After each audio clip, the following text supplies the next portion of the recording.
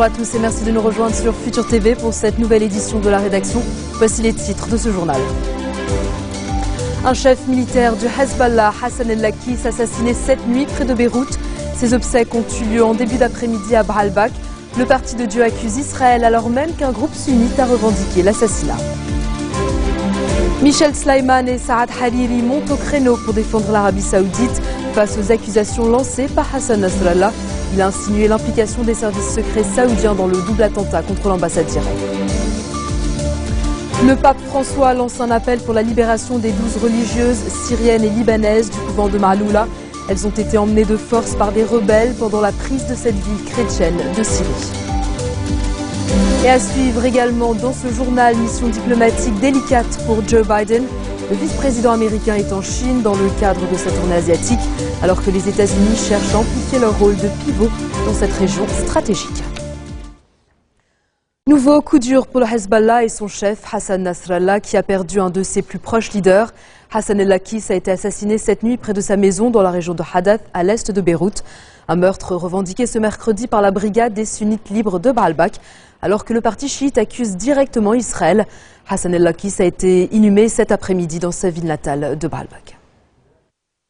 Il était l'un des leaders du Hezbollah, très proche d'Hassan Nasrallah. Hassan el-Lakis a été abattu cette nuit de plusieurs balles près de son domicile à Hadath, une localité limitrophe de la banlieue sud de Beyrouth, fief du mouvement chiite. Il avait été la cible de plusieurs tentatives d'assassinat par le passé. Cette fois-ci, il n'y a pas échappé.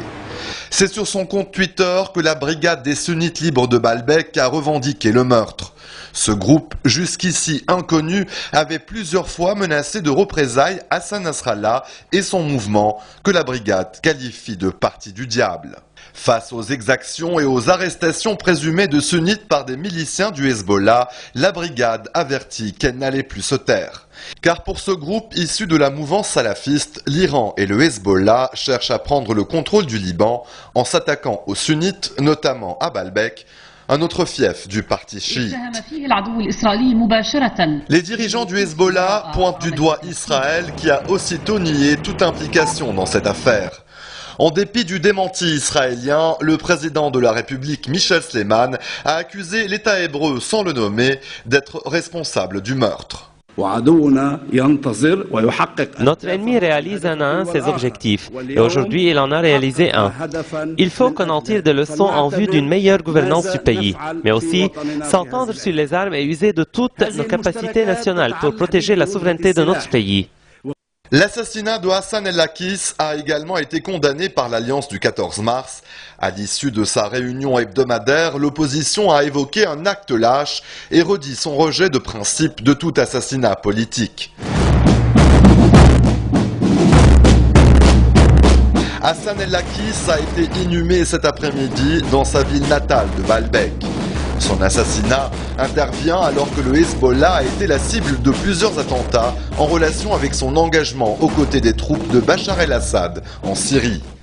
Un engagement qu'a une nouvelle fois justifié Hassan Nasrallah lors d'un entretien accordé à la chaîne de télévision libanaise OTV. Le chef du Hezbollah a par ailleurs insinué que les services secrets saoudiens pourraient être impliqués dans le double attentat contre l'ambassade d'Iran à Beyrouth le 19 novembre dernier. Des remarques justement condamnées par Michel Sleiman. Le chef de l'État estime qu'il est inadmissible de porter atteinte aux relations historiques du Liban avec l'Arabie Saoudite, surtout sans preuve. Également inacceptable selon lui, intervenir dans les conflits des autres en faveur d'une partie aux dépens de l'autre. Une référence claire à l'intervention du Hezbollah dans le conflit syrien aux côtés de l'armée du régime. Michel Sleiman, qui s'exprimait à l'ouverture d'une conférence sur le dialogue et la démocratie à Jbeil, a enfin rappelé que le Liban est fondé sur le dialogue et la coexistence entre ses citoyens. Et puis Saad Hariri a lui aussi condamné les accusations du chef du Hezbollah contre l'Arabie Saoudite, l'accusant de vouloir détruire les liens du Liban avec les pays arabes. L'ancien Premier ministre estime que Nasrallah a franchi un nouveau pas dans le déni de la réalité, car il excuse les crimes auxquels il participe en Syrie et défend les responsables des attentats de Tripoli. Saad Hariri a par ailleurs rappelé que le Parti de Dieu est le principal suspect dans l'assassinat de son père, l'ex-premier ministre Rafiq Hariri, en février 2005. Un calme total règne à Tripoli ce mercredi après plusieurs jours d'affrontements meurtriers à caractère confessionnel. Les écoles, universités et commerces ont rouvert leurs portes, à l'exception de certains établissements proches de la ligne de front entre les quartiers rivaux de Bab et et Jabal Mohsen. Des unités de l'armée sont déployées en force dans plusieurs quartiers de la ville depuis mardi soir. Les soldats effectuent des patrouilles à pied et des perquisitions à la recherche de combattants armés. Walid Jumblat, lui, a appelé à la réconciliation à Tripoli, indiquant que la grande ville du nord Liban est aujourd'hui gouvernée par l'argent. Le leader druze dit douter de la capacité des responsables tripolitains à contrôler la situation. Il a par ailleurs appelé à placer la branche des renseignements des forces de sécurité intérieure sous le contrôle de l'armée. Le chef du PSP a enfin souligné les répercussions certaines de la crise syrienne sur le Liban, estimant que les responsables politiques sont incapables de résoudre les crises que traverse le pays du Cèdre.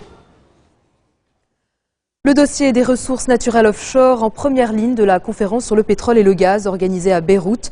Chebran Bassil a souligné la volonté des autorités libanaises d'aller de l'avant dans les appels d'offres pour l'exploration pétrolière. Le ministre sortant de l'énergie insiste pour que toutes les procédures soient achevées à la date prévue, à savoir le 10 janvier 2014. Mais les 46 compagnies qualifiées ne peuvent pas présenter leurs offres tant que 2 décrets indispensables n'ont pas été adoptés par le Conseil des ministres. Réunion mensuelle des évêques maronites à Abkelke ce mercredi sous l'égide du patriarche Raï. Ils ont exprimé leurs préoccupations concernant la situation au Liban et salué les efforts de l'armée pour établir le calme à Tripoli. Les évêques ont aussi appelé à l'adoption d'une nouvelle loi électorale et à la reprise du dialogue, mettant en garde contre le risque d'un vide institutionnel. Ils se sont par ailleurs dit préoccupés après le départ forcé de religieuses syriennes et libanaises de la ville historique chrétienne de Maaloula en Syrie. Maaloula également au cœur d'un appel lancé par le pape François. Il a demandé à ses fidèles de prier pour la libération des 12 religieuses et toutes les personnes enlevées en raison du conflit en Syrie. Le quotidien syrien Al-Watan, proche du pouvoir à Damas, accuse les rebelles syriens de les avoir enlevées de leur couvent pour les utiliser comme boucliers humains. Elles ont été emmenées à Yabroud, une localité au nord-est de Maaloula. Et puis sur le plan diplomatique, le représentant de la France à l'ONU a exprimé un certain pessimisme en ce qui concerne la sortie de crise en Syrie. Gérard Haro, qui assure la présidence du Conseil de sécurité pour le mois de décembre, estime en effet que tous les obstacles devant Genève II sont toujours là. Il n'y a aucune raison pour que l'opposition aille à Genève si, d'entrée de jeu, le gouvernement syrien dit qu'il ne respecte pas Genève I et notamment qu'il n'accepte pas l'idée d'une autorité de transition avec plein pouvoir exécutif. C'est une évidence. Si vous êtes un opposant, vous n'allez pas à Genève pour négocier de quoi franchement, ça n'a pas beaucoup de sens. Il y a une base qui a été agréée par le Conseil de sécurité dans la résolution 2118 et peut-être même avant, et c'est sur cette base que nous devons travailler. Et cela porte d'ailleurs aussi sur tous les autres pays. Par exemple, l'Iran n'a jamais accepté Genève I. Et chaque fois qu'on pose la question à l'Iran, et on l'a posé 25 fois, à l'Iran, il se garde de répondre précisément à cette question. Et donc, nous pensons, la France pense, qu'on ne peut pas aller à Genève II si on n'accepte pas la base de la négociation. Une base de négociation endossée par le Conseil de sécurité, négociée à l'origine par le P5, qui est Genève I. Dans un instant, la veuve de Yasser Arafat, bouleversée par les contradictions des experts sur la mort de son mari.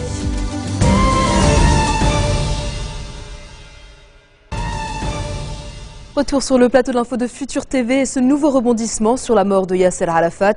Le rapport des experts français qui ont analysé la dépouille de l'ancien président de l'autorité palestinienne a conclu à une mort naturelle et non à un empoisonnement. De quoi relancer la polémique autour de ce dossier ultra sensible, alors que la présence de polonium dans sa dépouille est supérieure à la moyenne. Dans leur conclusion, début novembre, les experts suisses avaient conforté l'hypothèse selon laquelle Abou Hamad avait été empoisonné au polonium 210, mais sans pouvoir l'affirmer avec certitude. Sa veuve, Soha Arafat, conteste toutefois ces conclusions. On l'écoute. Vraiment, vous pouvez imaginer combien je suis bouleversée par ces contradictions concernant les meilleurs experts d'Europe en la matière. On va croiser les informations et je ne sais pas comment les juges vont procéder, mais bien sûr qu'on va aller jusqu'au bout. Ce qu'il faut, et c'est ce que Mme Arafat disait tout à l'heure, c'est que les experts, qui sont de très grands scientifiques, arrivent à nous donner une conclusion homogène. À partir de ça, s'il n'y a pas d'empoisonnement, c'est le non-lieu, et évidemment, nous l'accepterons. Si il y a un empoisonnement, il s'agira de retrouver, évidemment, qui aurait été l'empoisonneur, qui aurait été le commanditaire. Le vice-président américain poursuit sa tournée en Asie avec un déplacement délicat en Chine. Joe Biden a été accueilli dans un climat de défiance. Les États-Unis cherchent en effet à amplifier leur rôle de pivot dans cette région, autrement dit contenir la puissance chinoise. Ils doivent rassurer leurs partenaires comme le Japon ou la Corée du Sud sans pour autant froisser Pékin. Washington tente d'élargir l'accord transpacifique de libre-échange avec 12 pays dans cette zone qui exclut la Chine. S'exprimant à l'ambassade américaine à Pékin, Joe Biden a critiqué à demi-mot le manque de liberté dans le pays. En bref, dans le reste de l'actualité de ce mercredi, les États-Unis suspendent le passage de ces convois par le Pakistan. Une décision prise par l'armée américaine au lendemain de manifestations dénonçant le tir de drones américains. Il s'agit, selon le Pentagone, d'assurer la sécurité des chauffeurs embauchés pour convoyer le matériel vers les troupes déployées en Afghanistan. Une reprise est envisagée à court terme lorsque le climat sera plus calme au Pakistan. Le rédacteur en chef du quotidien britannique The Guardian a défendu la publication des fuites d'Edward Snowden. Alan Rusbridger s'est expliqué devant une commission parlementaire britannique. Il a démenti avoir mis en danger la sécurité de son pays en publiant des documents secrets fournis par l'ex-consultant de la NSA, l'agence de sécurité américaine. Selon lui, seul 1% des 58 000 documents confiés par Snowden au Guardian et à d'autres journaux ont été publiés. Et puis à Bangkok, l'heure est au grand nettoyage à la veille des célébrations pour l'anniversaire du souverain. Les tensions se sont relâchées depuis hier. Des milliers de manifestants ont été autorisés à entrer brièvement au siège du gouvernement. L'armée, qui exclut l'idée d'un coup d'État, estime que la situation revient à la normale. Après plus d'un mois de crise politique, il y a une volonté de calmer le jeu et des discussions doivent reprendre d'ici la fin de la semaine. Il s'appelle Brazuca. Le ballon officiel de la Coupe du Monde 2014 de football au Brésil a été dévoilé. Son nom est un terme informel utilisé par les Brésiliens pour décrire la fierté nationale à travers le mode de vie brésilien. Brazuca est le ballon le plus testé de l'histoire des ballons de Coupe du Monde. La phase de test a duré 2 ans, dont lors de matchs amicaux à travers le monde. Le tirage au sort des groupes pour la phase de poule doit avoir lieu ce vendredi.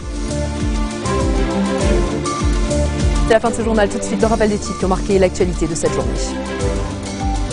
Un chef militaire du Hezbollah, Hassan el-Laki, assassiné cette nuit près de Beyrouth. Ses obsèques ont eu lieu en début d'après-midi à Baalbek. Le Parti de Dieu accuse Israël alors même qu'un groupe sunnite a revendiqué l'assassinat. Michel Sleiman et Saad Hariri montent au créneau pour défendre l'Arabie Saoudite face aux accusations lancées par Hassan Nasrallah. Il a insinué l'implication des services secrets saoudiens dans le double attentat contre l'ambassade d'Iran. Le pape François lance un appel pour la libération des 12 religieuses syriennes et libanaises du couvent de Maaloula. Elles ont été emmenées de force par des rebelles pendant la prise de cette ville chrétienne de Syrie. Et puis, mission diplomatique délicate pour Joe Biden. Le vice-président américain est en Chine dans le cadre de sa tournée asiatique, alors que les États-Unis cherchent à amplifier leur rôle de pivot dans cette région stratégique. Merci de votre attention. Retrouvez-nous tous les jours à 16h40 heure de Beyrouth.